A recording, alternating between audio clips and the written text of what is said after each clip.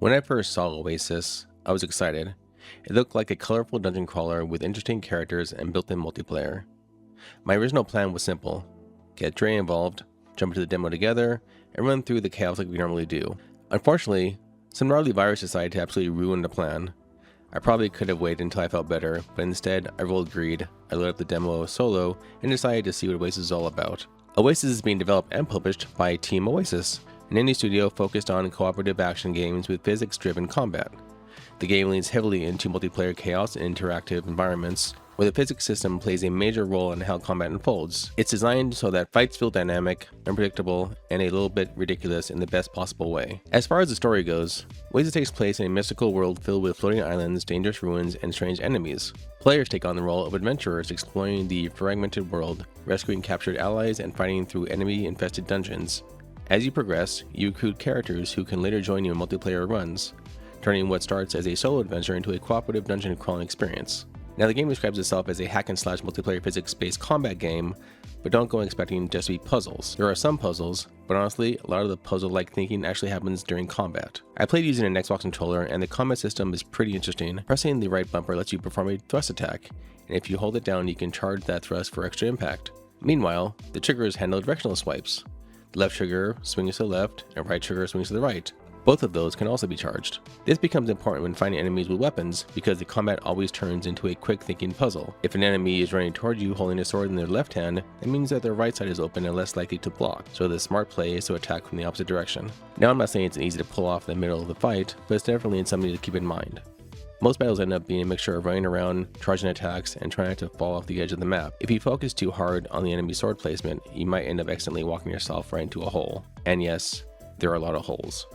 If you've played the Legend of Zelda games after A Link to the Past, then you already understand the urge to smash every pot and sculpture you see.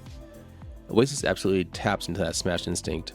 Breaking objects can reward you with coins, which will eventually be used for upgrades in the full game, though the system wasn't available in the demo. Sometimes the pots contain fruit that restore your health immediately, or you can hold on to it for later.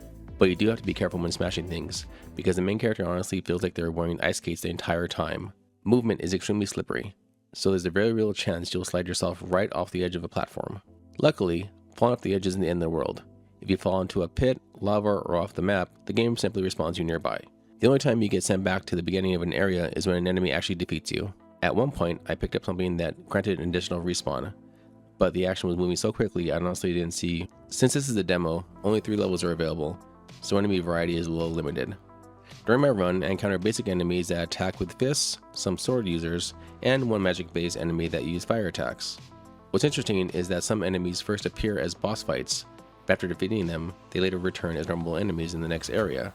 It's a neat way to reuse enemy designs while also showing that your character is getting stronger. Even though enemies take multiple hits to defeat, the game gives you plenty of creative ways to deal with them besides just swinging your weapon. Battle arenas are full of hazards, holes that open up during combat, edges where enemies can be pushed off, spiked walls, and of course the always popular exploding barrel. Environmental kills end up being some of the most satisfying moments in the demo.